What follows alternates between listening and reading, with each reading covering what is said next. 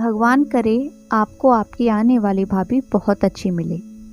दीदी, आप अपने कपड़े अपने बैग में रख लीजिए। मुझे लगता है एक दिन में ही आपके और कबीर के सारे कपड़े बाहर आ गए हैं। देखो ना, कमरे में कपड़े ही कपड़े दिख रहे हैं। कहीं ऐसा ना हो कि आपके जाने के समय कुछ कपड़े यहीं पड़े रह जाएं। और प्लीज़ बालकनी में रखे गमलों और वहाँ के सामान को इधर उधर मत कीजिएगा, और कमरे के सामान को भी, वरना अंशु को बिना वजह गुस्सा आ जाएगा। आप बिना बुलाए और बिना बताए ही चली आई। अगर बताकर आती तो आपका रहने का इंतज़ाम मैं नीचे किसी कमरे में करवा देती। कितने ही सालों बाद कुछ दिनों के लिए मायके आई चेतना की भाभी ने उसे उसके बेड के ऊपर तह बनाकर रखे 2 या 4 कपड़े और कमरा दिखाते हुए कहा, तो चेतना बुझे मन से अपने कपड़े बैग में लगाने लगी। क्या करती वह? वैसे भाभी ने कुछ गलत भी तो नहीं कहा था। बैग में कपड़े रखने से कोई कपड़ा छूट जाता तो फिर वापस मायके सालों तक ना आ पाने या यहाँ से कोई उसके पास ना जाने की वजह से वह कपड़ा बेकार ही हो जाता। पर अपनी भाभी के इस लहजे और कही हुई बातों से चेतना का मन उदास हो गया था। वह इस उदासी में कब गुजरे जमाने में पहुंच गई उसे पता ही नहीं चला। जहां माँ थी, पापा थे, भाई था और जान से प्यारा यह घर। लाडो, देखो जरा, रसोई की स्लैब इतनी ऊंची ठीक है या और नीचे करवाऊं? चेतना को बाबा की आवाज़ सुनाई दी तो लिविंग एरिया का मुआयना करती चेतना भागकर रसोई घर में पहुंच गई। हाँ बाबा, मेरी और माँ की लंबाई के हिसाब से इतनी ऊंची ठीक है, पर बाबा मेरे कमरे में मुझे दीवार में ज़्यादा अलमारी नहीं चाहिए। आप तो मेरे कमरे में लकड़ी का फर्नीचर लगवा देना बस। ठीक है बिटिया, जैसा तुम चाहो। बाबा के नया घर बनवाते समय चेतना ने कितनी प्यार और मेहनत से एक एक चीज़ देख परख कर बनवाई थी। बाबा तो सारा दिन ऑफिस में रहते थे और भाई छोटा था और उसका लाडला भी था, तो उसे भी वह परेशान ना करती थी। माँ कभी ना खत्म होने वाले घर के कामों और बूढ़ी सास की सेवा में उलझी रहती, तो किराए के घर से कॉलेज और फिर वहाँ से सीधे बन रहे नए घर में ज़्यादातर वही जाती थी, मिस्त्री और मजदूरों पर नज़र रखने के लिए, जहाँ कभी कभी उसे उसके पापा मिल जाते थे और कभी कभी वही सारा दिन खड़े होकर काम करवाती थी। वह थक भी जाती थी, पर अपना नया घर बनाने की उसे इतनी खुशी थी कि वह थकान भी उसके चेहरे पर गुस्सा नहीं, मुस्कुराहट लाती थी। एक बार तो माँ पापा शहर से बाहर गए थे। उन्हें लगा कि वह शाम को लौट आएंगे, पर किसी कारणवश वह वापस नहीं आ पाए। तब चेतना ने बिना किसी परेशानी के अपने गुल्लक तोड़कर मजदूरों को उनकी दिहाड़ी दे दी थी, क्योंकि इतने दिनों में वह यह जान चुकी थी कि मजदूर लोग जो रोज पैसे मिलते हैं उसी से रोज अपने घर राशन ले जाते हैं और तभी उनके घर चूल्हा जलता है। इस बात पर पापा ने वापस आकर कितने गर्व से उसकी पीठ थपथपाई थी। गृह प्रवेश के बाद घर का हर कोना उसने कितनी लगन और प्यार से सजाया था। आज जिस कमरे को भाभी अपने बेटे का बता उसे किसी चीज को हाथ ना लगाने की हिदायत देकर गई थी, वह कमरा कभी उसका हुआ करता था। कितनी पसंद थी उसे अपने कमरे की बालकनी। अपनी किताबों या फिर सिलाई कढ़ाई या पेंटिंग जैसी किसी क्रिएटिविटी को करते हुए वह हमेशा यहीं तो पाई जाती थी।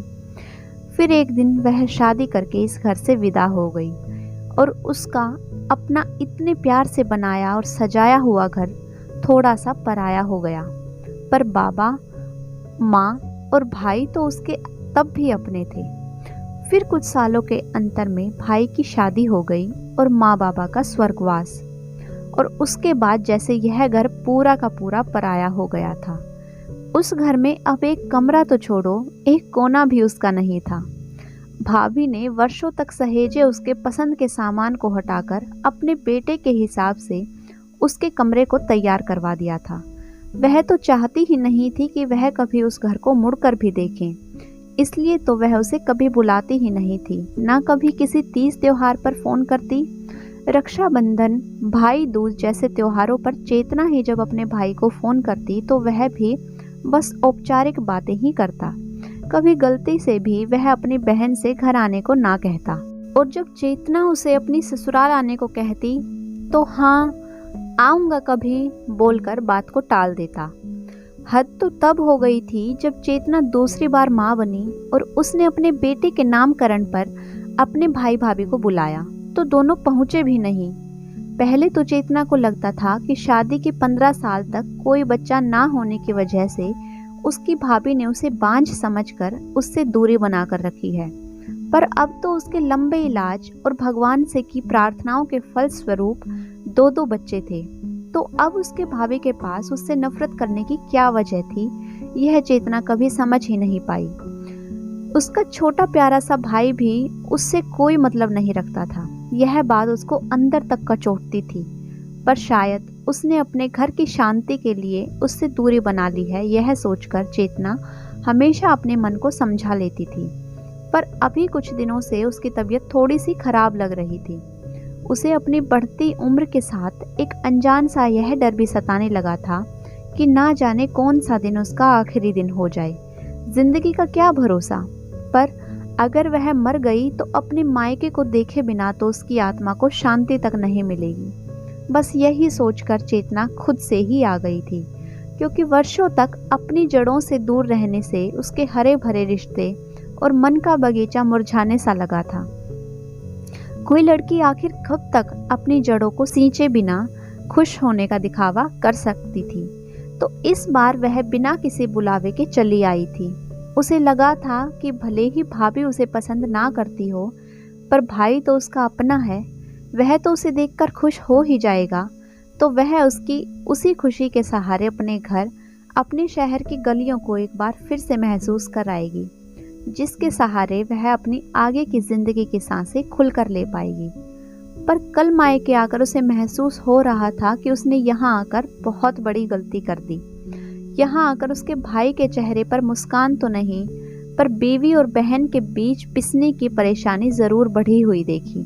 उसके भतीजे को तो कभी बुआ के बारे में बताया ही नहीं गया था। 2 साल का था वह जब उसने उसे देखा था, जब तो वह बुआ बुआ करता उसके आगे पीछे घूमा करता था।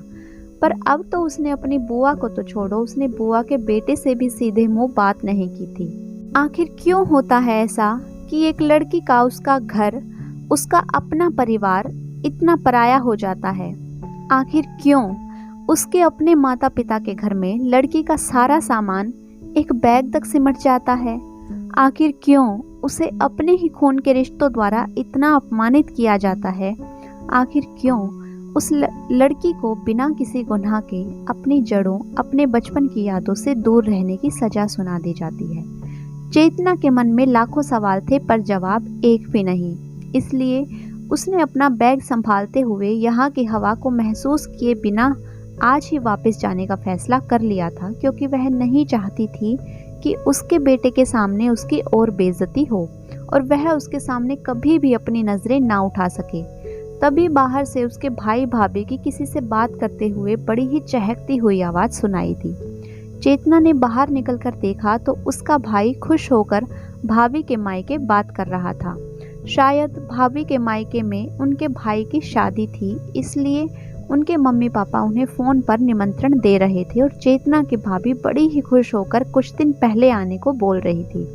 कैसा होता है ना, जो बहू अपनी ससुराल की बेटी के साथ पराया सा व्यवहार करती है, वही बेटी अपने मायके जाकर खुद अपनापन और अपना हक चाहती है। सोचते हुए चेतना अपना बैग उठा बाहर आ गई और अपने भाई से बोली, अच्छा छोटे, मैं चलती हूँ, अपना ख्याल रखना। अरे दीदी, इतनी जल्द? अपनी बीवी से नज़र मिलते ही उसके आधे शब्द उसके मुंह में ही रह गए और उसने नज़रें झुका ली। तो चेतना मुस्कुराते हुए बोली, बहुत मन था तुम्हें देखने का, तुम्हारे साथ कुछ बचपन की अपने माँ बाबा की यादें याद करने का, बस इसलिए चली आई थी बिना तुम्हारे बुलाए, इस घर को अपना घर समझकर। पर यहाँ आकर पता चला कि यहाँ तो कुछ भी अपना नहीं है, न तुम न इस घर का कोई कोना। छोटे, तुम मुझे अपना मानो या ना मानो, पर तुम मेरे लिए वही मेरे छोटे भाई हो जिसको कोई तकलीफ ना हो, इस बात का मैं हमेशा ख्याल रखती थी। तो आज भी वही ख्याल रखते हुए मैं यहाँ से जा रही हूँ, कभी ना वापस आने के लिए। अगर तुम्हारा कभी मन करे तो बिना हिचके चले आना मुझसे मिलने। मैं तुम्हें वैसी ही मिलूंगी जैसे बचपन में थी। यह बोलते बोलते चेतना की आंखों से आंसू लुढ़कते हुए उसके गालों को भिगोने लगे थे, जिन्हें पोंछते हुए वह अपनी भाभी की तरफ रुख करते हुए बोली, भाभी, जिस तरह मुझे छोटा प्यारा है वैसे ही आप भी प्यारे हो। ईश्वर करे आपको आपकी आने वाली भाभी बहुत अच्छी और रिश्तों को समझने वाली मिले और उन्हें अपना बनाकर रखने वाली मिले। मैं तो ऐसी अच्छी ननद नहीं बन पाई जिसे उसकी भाभी प्यार तो छोड़ो दूर का कोई रिश्तेदार ही समझ उसकी इज्जत कर लेती। पर मैं भगवान से प्रार्थना करती हूँ कि आप एक अच्छे ननद ज़रूर बन जाएं। इतना कहकर चेतना के रोते रोते हिचकी बंद गई थी, जिन्हें वह अपने अंदर जब्त करने की नाकाम कोशिश करती हुई अपने भतीजे के माथे को प्यार से चूमती हुई अपने बेटे का हाथ पकड़े पूरे घर को अपनी सूनी आंखों से समाते हुए अपनी सूखी जड़ों को मुरझाए पत्तों का भार लिए मायके की दहलीज पार कर गई थी, कभी ना वापस आने के लिए। अगर आपको आज की कहानी पसंद आई है तो वीडियो को लाइक कीजिए, शेयर कीजिए। साथ ही अगर आपने अभी तक चैनल को सब्सक्राइब नहीं किया है तो चैनल को जल्दी से सब्सक्राइब कर लें। Thanks for watching.